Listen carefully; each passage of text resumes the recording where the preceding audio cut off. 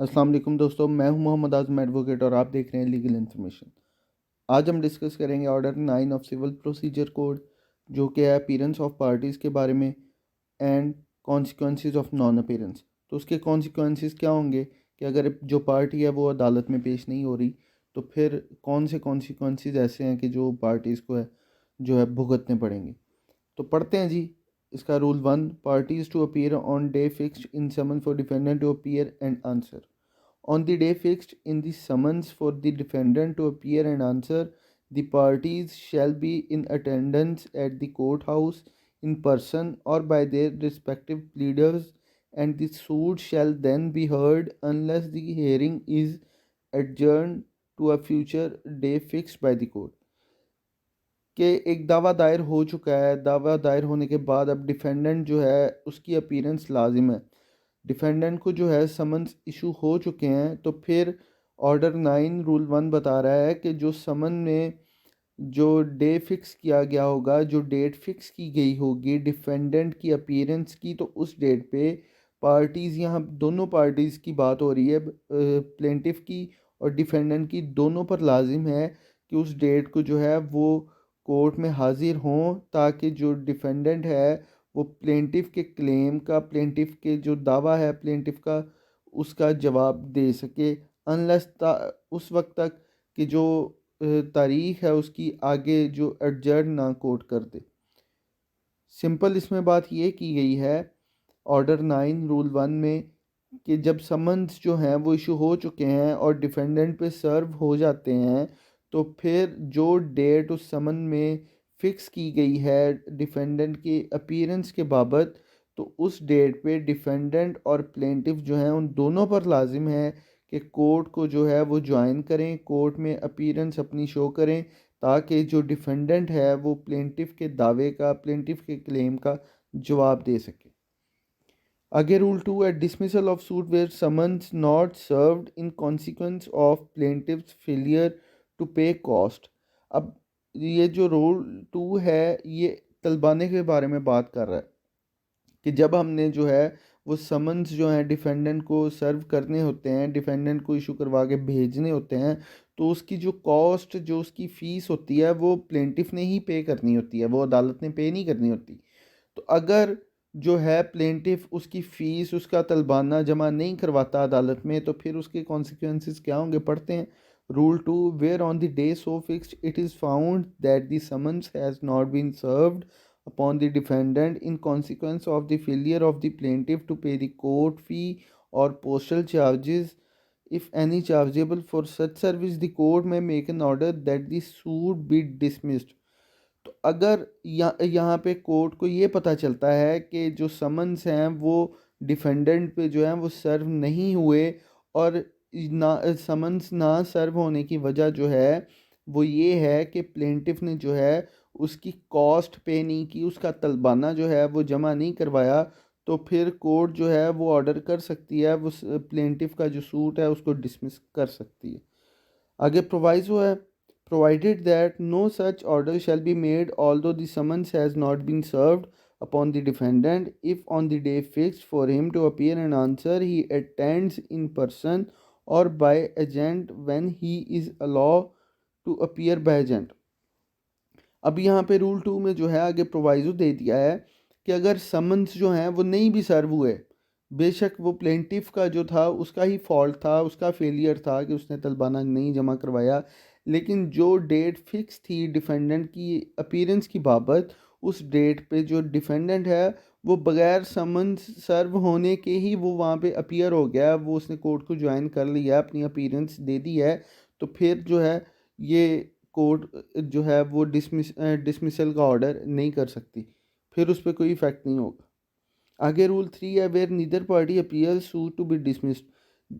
अब एक सूरत ये है कि सूट फाइल हो गया, अब ना प्लेंटिफ हाजिर हो रहा है ना डिफेंडेंट हाजिर हो रहा है, तो फिर क्या होगा। Where neither party appears when the suit is called on for hearing the court may make an order that the suit be dismissed. अब सिंपल रूल 3 में ये बात है कि दावा दायर होने के बाद जो है डिफेंडेंट भी हाजिर नहीं हो रहा, जो प्लेंटिफ है वो भी हाजिर नहीं हो रहा, दोनों पार्टीज़ जो हैं वो गैर हाजिर हैं, तो फिर जो है कोर्ट उस दावे को जो है डिसमिस कर सकती है, उसके डिसमिसल के ऑर्डर जो है वो जारी कर सकती है। आगे रूल 4 है, प्लेंटिफ में ब्रिंग फ्रेश सूट और कोर्ट में रिस्टोर सूट टू फाइल। सब rule 1, where a suit is dismissed under rule 2 or 3, the plaintiff may, subject to law of limitation, bring a fresh suit, or he may apply for an order to set aside the dismissal, and if he satisfies the court that there was a sufficient cause for his not paying the court fees or postal charges required within the time fixed before the issuance of summon, or for his non-appearance, as the case may be, the court shall make an order setting aside the dismissal and shall appoint a day for proceeding with the suit. Order 9 rule 4 सब rule 1 जो है वो हमें ये बता रहा है कि अगर अदम तलबाने की वजह से या नॉन अपीयरेंस की बाबत जो है कोर्ट डिसमिसल का ऑर्डर कर देती है, तो फिर प्लेंटिफ के पास ये रेमेडी है कि वो सेम कॉज ऑफ एक्शन पे दोबारा से दावा दायर कर दे, या उस दावे को रीस्टोर करने की, रेस्टोरेशन की एप्लीकेशन दे के उसको बहाल करवा ले, उसको रीस्टोर करवा ले। लेकिन उसमें शर्त ये है कि उसको अगर वो एप्लीकेशन देता है रिस्टोरेशन की, तो फिर जो है उसको कोर्ट को सेटिस्फाई करना पड़ेगा कि मैं जी ये मेरा कॉज था, ये मेरी वजह थी, कोई सफिशेंट कॉज देना पड़ेगा कि मैं इसका जी तलबाना जमा नहीं करवा सका, इसकी कॉस्ट फ़ी जमा नहीं करवा सकता या नहीं सका, और या फिर मैं जो है इस वजह से, इस सफिशेंट कॉज की वजह से मैं अपीयर नहीं हो सकता, नहीं हो सका, या मेरी अपीयरेंस इस वजह से नहीं हुई, मैं इस वजह से जो है कोर्ट में हाजिर नहीं आया। तो अगर कोर्ट सेटिस्फाई होती है तो फिर उसकी जो रेस्टोरेशन की एप्लीकेशन है उसको अलाउ कर दिया जाएगा और दावा को जो है बहाल कर दिया जाएगा। अदरवाइज़ यहाँ पे जो प्लेंटिफ है उसके पास दो रेमेडीज़ हैं, वो नया दावा भी, फ्रेश सूट भी फाइल कर सकता है और रेस्टोरेशन की जो है वो एप्लीकेशन दे के उसको बहाल भी करवा सकता है। आगे सब रूल 2 है, the provisions of section 5 of limitation act shall apply to the application under sub rule 1। तो अगर उसने रेस्टोरेशन की जो है एप्लीकेशन देनी है तो उस पर लिमिटेशन जो है, लिमिटेशन एक्ट का सेक्शन 5 जो है वो अप्लाई होगा। मतलब उसको कंडोनेशन ऑफ डिले की अपना सफिशेंट कॉज बताना पड़ेगा। कंडोनेशन ऑफ डिले की जो है उसको एप्लीकेशन देनी पड़ेगी कि इस वजह से ये मेरे कॉज थे, तो इस वजह से मुझे जो है यहाँ पे जो है वो रिलीफ ग्रांट की जाए, मेरी एप्लीकेशन जो है उसको अलाउ किया जाए। आगे रूल 5 है, dismissal of suit where plaintiff after summon returned unserved failed for the 3 months to apply for fresh summon. Sub rule 1, whereafter a summons has been issued to defender or to one of several defendants and returned unserved, the plaintiff fails for a period of 3 months from the date of the return to the court by the officer ordinarily certifying to the court returns made by the serving officer to apply for the issue of fresh summons. The court shall make an order that the suit be dismissed against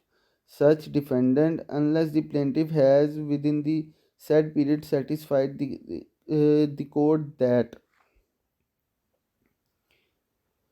अब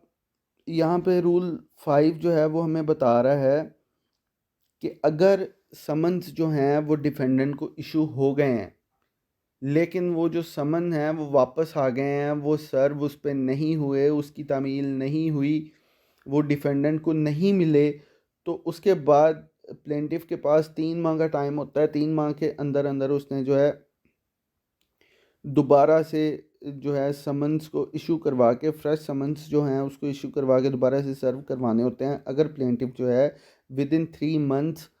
fresh summon issue नहीं करवाता, तो फिर जो है court उसके दावे को डिसमिस कर सकती है, फिर भी उसको जो है डिसमिसल का ऑर्डर उसके ख़िलाफ़ हो सकता है, अनलेस कि उसको कोर्ट को सेटिस्फाई करना पड़ेगा। आगे क्लॉजेज हैं, पढ़ते हैं। इसका क्लॉज ए है, he has failed after using his best endeavors to discover the residence of the defendant who has not been served। उसको बताना पड़ेगा कि ये जो रिटर्न हुए समन्स, तो ये उसने अपनी बेस्ट जो है एफर्ट की थी, फिर भी वो जो है डिफेंडेंट को वो नहीं ढूंढ सका। Clause B side, defendant is avoiding service of process. या फिर उसको ये बताना पड़ेगा कि डिफेंडेंट जो है वो जानबूझ के इस सर्विंग प्रोसेस को जो है वो अवॉइड कर रहा है ताकि उसकी तमील वो ना करे और उसकी अपीयरेंस जो है वो कोर्ट में ना हो। Clause C, there is any other sufficient cause for extending the time in which the case the court may extend the time for making such application for such period as it thinks fit. तो अगर वो 3 माह के अंदर जो है अपना fresh समन जो है वो इशू नहीं करवाता तो फिर उसको जो है कोर्ट को ये जो कॉजेज हैं उसके वो शो करवाने पड़ेंगे कि किस वजह से जो है उसने समन्स जो है वो फ्रेश इशू नहीं करवाए। तो क्लॉज सी जो है फिर वो अनदर सफिशेंट कॉज भी कोई भी जो है वो उसका सफिशेंट कॉज है, वो बीमार था, वो हॉस्पिटलाइज था, वो कुछ भी था, तो उसको एक सफिशेंट कॉज देना पड़ेगा ताकि जो कोर्ट है उसका टाइम एक्सटेंड कर दे। तो ये कोर्ट का इख्तियार है, वो अपनी स्वाबदीदी जो है स्वाबदीदी इख्तियारात जो हैं वो इस्तेमाल करते हुए उसका टाइम एक्सटेंड कर सकती है अगर कोर्ट चाहे तो, अगर वो सेटिस्फाइड कर दे। आगे जी, रूल 6 है procedure when only plaintiff appear. सब rule 1, where the plaintiff appear and the defendant does not appear when the suit is called for hearing। फिर क्या होगा कि जहाँ पे जो है प्लेंटिफ ही सिर्फ हाजिर हो रहा है, डिफेंडेंट अपीयर ही नहीं हो रहा, तो फिर क्या होगा। क्लॉज ए है when summon duly served, if it is proved that the summon was duly served the court may proceed ex parte and pass decree without recording evidence. तो अगर तो ये साबित हो जाता है कि डिफेंडेंट को जो है वो समन्स सर्व्ड हो गए हैं तो फिर जो है court x party proceeding start कर देगी और बगैर जो है एविडेंस रिकॉर्ड किए ही एक्स पार्टी डिग्री जो है वो पास कर देगी। क्लॉज ये बता रहा है। Clause B, when summons not duly served, if it is proved that the summons was duly served, not duly served, the court shall direct a second summons to be issued and served on the defendant। तो court जो है अगर ये prove हो जाता है कि summons जो हैं वो सर्व नहीं हुए तो कोर्ट जो है सेकंड समन्स के ऑर्डर जो हैं वो इशू कर सकती है, डायरेक्ट कर सकती है ऑर्डर इस बाबत जो है वो कर सकती है कि उसको जी दूसरी दफ़ा समन्स जो हैं वो उस पर सर्व किए जाएं, भेजे जाएं, ताकि जो उसकी अपीयरेंस है उसको यकीनी बनाया जा सके। आगे clause C, even summon served but not in due time. अब क्लॉज सी जो है वो हमें बता रहा है कि समन्स जो हैं वो सर्व तो हो गए हैं लेकिन विद इन ड्यू टाइम नहीं है। If it is proved that the summons was served on the defendant but not in sufficient time to enable him to appear and answer on the day fixed in the summons, the court shall postpone the hearing of the suit to a future day to be fixed by the court and shall direct notice of such date to be given to the defendant। अब clause C जो है वो हमें ये बता रहा है कि जो समन्स हैं वो सर्व तो हो गए हैं लेकिन जो है due with in due time नहीं हुए। मतलब ये कि जो टाइम था डिफेंडेंट के पास वो बहुत कम था, उसने जो है कोई अपना प्लीडर जो है उसको इंगेज नहीं किया, उसके पास टाइम कम था अपीयर होने के लिए। तो अगर ये बात वो कोर्ट में आके साबित कर देता है या वो जो है कोर्ट को इस बाबत सेटिस्फाई कर लेता है या वो अपीयर नहीं होता और अपनी जो है कोर्ट को इस बाबत यकीन हो जाता है कि ये जो समन्स हैं ये सर्व तो हो गए हैं लेकिन जो टाइम था वो डिफेंडेंट के पास इतना कम था कि वो अपीयर उसका होना पॉसिबल ही नहीं था, या जो प्लेंटिफ का क्लेम है वो इतने कम टाइम में प्लेंटिफ के क्लेम का जो है वो आंसर नहीं दे सकता, तो फिर जो है कोर्ट उस हेयरिंग को आगे पोस्टपोन करके एडजर्न कर देगी और जो भी डे फिक्स किया जाएगा नेक्स्ट हेयरिंग का उसकी बाबत जो है नोटिस डिफेंडेंट को दे दिया जाएगा। आगे सब रूल 2 है, where it is owing to the plaintiff's default that the summons was not duly served or was not served in sufficient time, the court shall order the plaintiff to pay the cost occasioned by the postponement। अब सब rule 2 हमें ये बता रहा है कि अगर तो ये साबित हो जाए कोर्ट में या कोर्ट जो है इस बाबत जो है वो यकीन दहानी कर ले या ख़ुद से देख ले, सो मोटो कोर्ट को पता चल जाए कि ये जो समन है ये ड्यूली सर्व्ड ही नहीं हुए, या अगर जो है वो सर्व्ड हुए हैं तो विद इन टाइम नहीं हुए या इनसफिशेंट टाइम था, तो फिर क्या होगा। फिर कोर्ट जो है प्लेंटिफ को कॉस्ट जो है वो डाल देगी, प्लेंटिफ को कॉस्ट पे करनी पड़ेगी डिफेंडेंट को, कि ये जो पोस्टपोन हुई है हेयरिंग या ये विद इन टाइम जो सर्व नहीं हुए समन्स, तो इसकी बाबत जो है फिर कोर्ट जो है प्लेंटिफ को डायरेक्ट करेगी वो कॉस्ट जो है ना वो अदालत में जमा करवाए, उसको कॉस्ट जो है उसकी पे करे। आगे रूल 7 है जी, procedure where defendant appear on the day of adjourned hearing and assigns good cause for previous non appearance. Where the court has adjourned the hearing of the suit ex parte and the defendant at or before such hearing appeals and assigns good cause for his previous non-appearance, he may upon such term as the court direct as to cause or otherwise be heard in answer to the suit as if he had appeared on the day fixed for his appearance। तो rule 7 हमें बता रहा है कि जहाँ पे जो है डिफेंडेंट अपीयर हो जाता है एडजर्न डेट पे या उससे पहले, और वो कोई गुड कॉज अपना बता देता है, सफिशेंट कॉज बता देता है अपनी पिछली जो है गैर हाज़िरी की बाबत, कि मैं इस वजह से जो पीछे डेट्स पढ़ चुकी हैं, पीछे मेरी जो एडजर्नमेंट्स थी वो इस वजह से थी, ये मेरा कॉज था, इस वजह से मैं पेश नहीं हो सका, तो फिर जो है उसकी इस स्टेटमेंट को कोर्ट जो है वो कंसीडर कर सकती है, उसको कॉस्ट भी जो है वो डाल सकती है, या फिर अदरवाइज ही उसको अलाउ कर दे कि वो अपने जो है रिटर्न स्टेटमेंट ले प्लेंटिफ के क्लेम का आंसर दे। रूल 7 हमें ये बता रहा है। Rule 8 procedure where defendant on the appear. अब रूल 8 हमें बता रहा है कि प्लेंटिफ अपीयर नहीं हो रहा, सिर्फ डिफेंडेंट ही अपीयर हो रहा है। फिर क्या होगा, with the defendant appear and the plaintiff does not appear when the suit is called on for hearing, the court shall make an order that the suit be dismissed unless the defendant admit the claim or part thereof, in which the case the court shall pass a decree against the defendant upon such admission, and where part only of the claim has been admitted shall dismiss the suit so far as it relates to the remainder। Rule 8 हमें बता रहा है कि जहाँ पे plaintiff जो है वो अपीयर नहीं हो रहा, सिर्फ डिफेंडेंट ही अपीयर हो रहा है, तो फिर क्या होगा, इसमें दो सूरतें बता दी हैं कि अगर डिफेंडेंट ही सिर्फ अपीयर हो रहा है, प्लेंटिफ गैर हाजिर है, तो फिर प्लेंटिफ का जो दावा है उसको डिसमिस कर दिया जाएगा। और दूसरी सूरत ये है कि अगर प्लेंटिफ की गैर हाजिरी के बावजूद भी डिफेंडेंट अपीयर हो के प्लेंटिफ के क्लेम को जो है वो एडमिट कर लेता है, तो फिर जो कोर्ट है उसके एडमिशन के ऊपर ही वो प्लेंटिफ के हक में डिग्री पास कर देगी। लेकिन ऐसा होता नहीं है, डिफेंडेंट जो है वो कभी भी प्लेंटिफ के क्लेम को जो है वो एक्सेप्ट नहीं करता, एडमिट नहीं करता।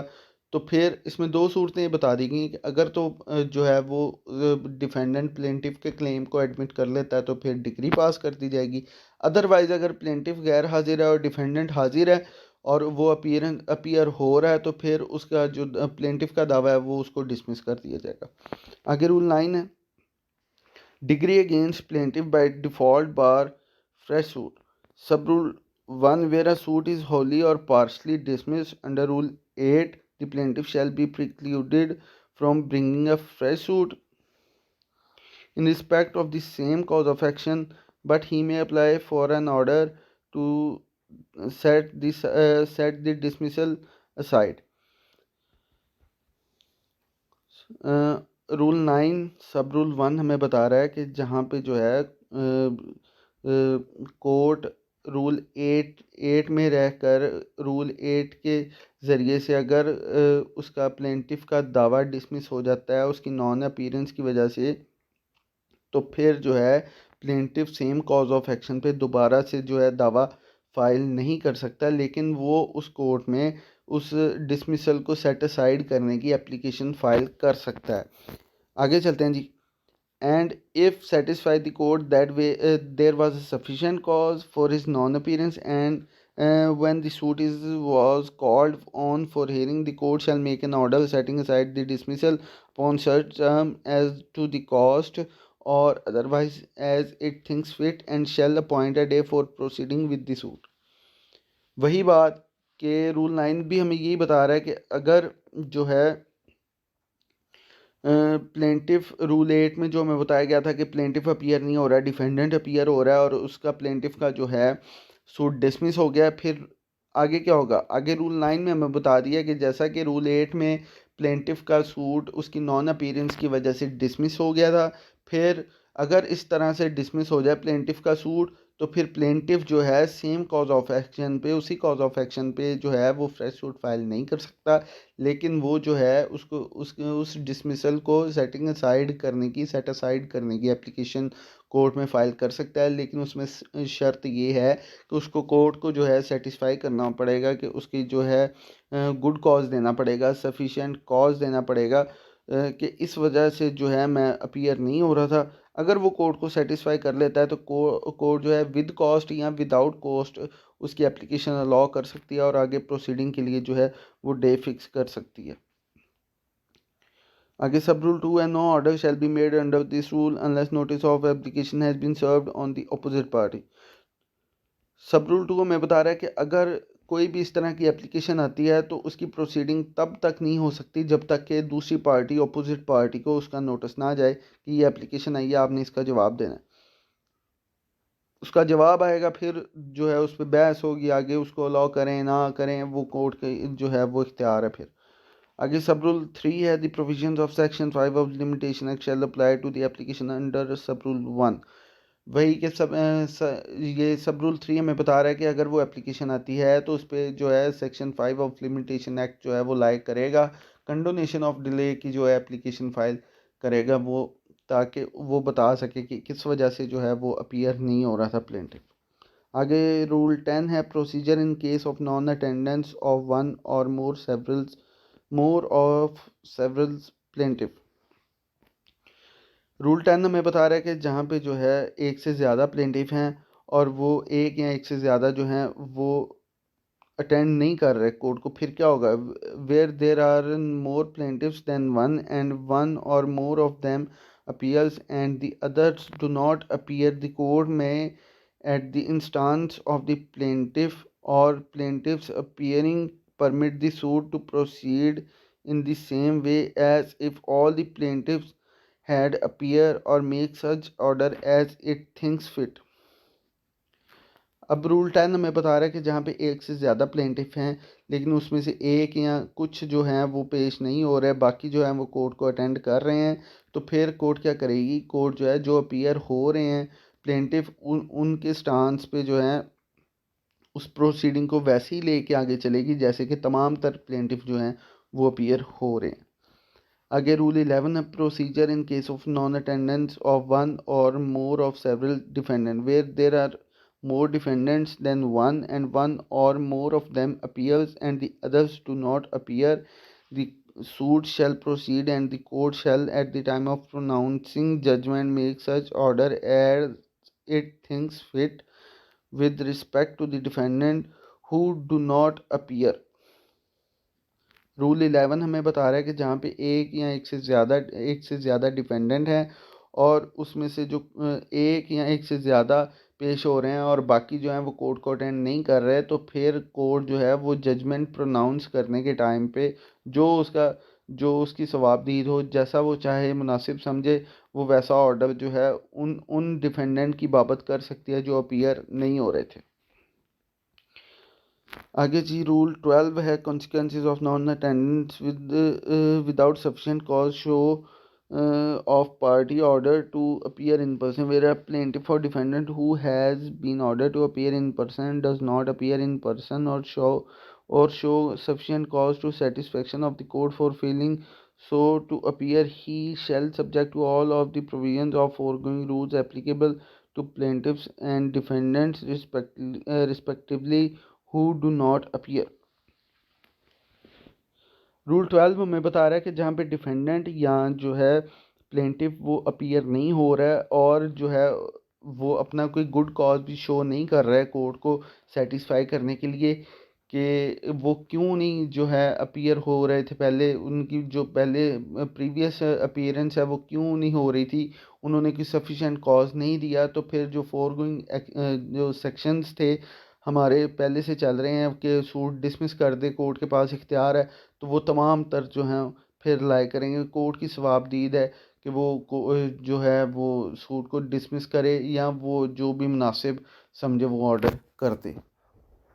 आगे रूल 13 है setting aside decree ex party, कि जहाँ पे अब डिग्री जो है वो एक्स पार्टी हो जाती है किसी की नॉन अपीयरेंस की वजह से उस बंदे के ख़िलाफ़ एक्स पार्टी प्रोसीडिंग्स चल जाती हैं या एक्स पार्टी डिग्री पास हो जाती है, तो उसका आगे प्रोसीजर क्या है, वो कैसे होती है, उसको कैसे सेट असाइड किया जा सकता है। पढ़ते हैं जी। Rule 13 setting aside decree ex parte against defendant. Sub rule 1 in any case in which a decree is passed ex parte against a defendant he may apply to the court by which the decree was passed for an order to set it aside, and if he satisfy the court that summons was not duly served or that he was prevented by any sufficient cause for appearing when the suit was called on for hearing, the court shall make an order setting aside the degree as against him upon such term as to cause payment into the court or otherwise thinks fit, and shall appoint a day for proceeding with the suit। कि जहाँ पे एक जो है वो x party degree जो है court defendant के ख़िलाफ़ जो है वो पास कर देती है, तो फिर जो है उसके पास डिफेंडेंट के पास रेमेडी है कि वो उसी कोर्ट में जिसने एक्स पार्टी डिग्री पास की है उस एक्स पार्टी डिग्री को सेट असाइड करने के लिए एक एप्लीकेशन फ़ाइल करे और वहाँ पे बताए उसको कोर्ट को कि जो है मुझे समन्स नहीं मिले थे, ड्यूली सर्व नहीं हुए समन, या कोई भी गुड कॉज दे कि मैं इस वजह से जो है ये प्रिवेंट रहा हूँ, इस वजह से गैर हाजिर रहा हूँ, इस ये कॉज था मेरा जिसकी वजह से मैं अपीयर नहीं हो सका। तो अगर कोर्ट सेटिस्फाई हो जाती है तो कोर्ट जो है उसको विद कॉस्ट या विदाउट कॉस्ट भी जो है उसको एप्लीकेशन उसकी अलॉक कर सकती है और कोई डे जो है आगे प्रोसीडिंग के लिए वो फिक्स कर सकती है। आगे प्रोवाइजो है provided that where the decree is of such nature that it cannot be set aside as against such defendant only it may be set aside against all or any of the other defendant also. आगे proviso है जी। प्रोवाइज़ो कह रहा है कि जहाँ पे degree जो इस नेचर की है कि वो अगर एक से ज़्यादा डिफेंडेंट हैं तो वो एक डिफेंडेंट के ख़िलाफ़ सेटिसाइड नहीं होगी, फिर वो तमाम तर डिफेंडेंट के जो ख़िलाफ़ है वो सेटिसाइड होगी, तो फिर भी कोर्ट जो है उसको कर सकती है। कुछ डिग्रीज़ ऐसी होती हैं कि वो एक से ज़्यादा अगर डिफेंडेंट है तो फिर वो सेम किसी स्पेसिफिक पर्सन के ख़िलाफ़ जो है स्पेसिफिक पर्सन के हक़ में जो है वो सेट असाइड नहीं हो सकती। तो फिर वो अगर एक से ज़्यादा डिफेंडेंट है तो फिर वो डिग्री तमाम तर डिफेंडेंट्स के हक़ में जो है वो सेट असाइड होगी। आगे फिर proviso provided further that no decree pass ex parte shall be set aside merely on the ground of an irregularity in the summons service of summons if the court is satisfied for a reason to be recorded that the defendant had knowledge of the date of hearing in sufficient time to appear on that date and answer the claim। अब proviso हमें बता रहा है कि कोई भी degree जो है एक्सपर्टी डिग्री उसको सेटिसाइड नहीं किया जाएगा सिर्फ इस प्ली पे, इस ग्राउंड पे कि जो है समन्स वो मेरे पे ड्यूली सर्व नहीं हुए, मुझे नहीं मिले। अगर कोर्ट को इस बात का पता चल जाए कि इस बंदे को, इस डिफेंडेंट को उस डेट का पता था, इसके नॉलेज में था कि ये जो है वो दावा दायर हो चुका है मेरे ख़िलाफ़ और ये डेट है मेरी अपीयरेंस की, अगर कोर्ट इस बात से जो है वाकिफ़ हो जाए, कोर्ट को इस बात का पता चल जाए, तो फिर जो है वो सिर्फ इस बेस पे, इस प्ली पे डिफेंडेंट की कि मुझे जो है वो समन्स नहीं मिले, फिर वो जो है उस एक्सपर्टी डिग्री को सेट असाइड नहीं करेगी।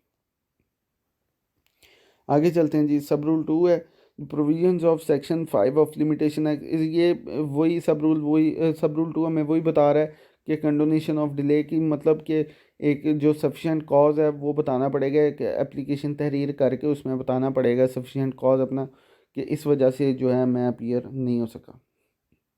आगे रूल 14 है no decree to be set aside without notice to opposite party. Same वही no degree shall be set aside on any such application as foresaid unless notice thereof has been served on the opposite party। Rule 14 जो है वो हमें बता रहा है कि कोई भी डिग्री जो है एक्स पार्टी पास हुई है उसको सेटिसाइड नहीं किया जाएगा ता वक्त के जो अपोजिट पार्टी है उसको जो है इस बात का नॉलेज ना हो, उसको भी नोटिस देना पड़ेगा कि ये जी एप्लीकेशन आई है, इसका आप आगे जवाब दें। उस पर फिर बहस होगी, फिर वो एप्लीकेशन डिसाइड होगी, फिर कोर्ट जो है वो देखेगी, कोर्ट के पास अपनी स्वाबदीद है कोर्ट की कि वो दोनों पार्टीज़ की जो बहस है उसको सुन के जो एप्लीकेशन है उसको लॉक करे या ना करे। तो ये था जी हमारा ऑर्डर 9 जो हम कंप्लीट कर चुके हैं, जो कि था कि अगर पार्टीज़ जो हैं वो अपीयर नहीं होती तो फिर क्या कॉन्सिक्वेंसेस होंगी, अगर एक्सपर्टी डिग्री पास हो गई है तो उसको किस तरह से सेटिसाइड जो है वो करवाया जा सकता है, या फिर गुड कॉज देने से क्या होता है, गुड कॉज ना देंगे तो फिर कोर्ट के पास क्या इख्तियार है। तो ये हम ऑर्डर 9 हमारा सीपीसी का कंप्लीट कर चुके हैं। उम्मीद करता हूँ आपको समझ आई होगी। अगर आपको मेरी वीडियोस अच्छी लग रही हैं तो काइंडली मेरे चैनल को लाइक करें, शेयर करें, सब्सक्राइब करें और कमेंट करें।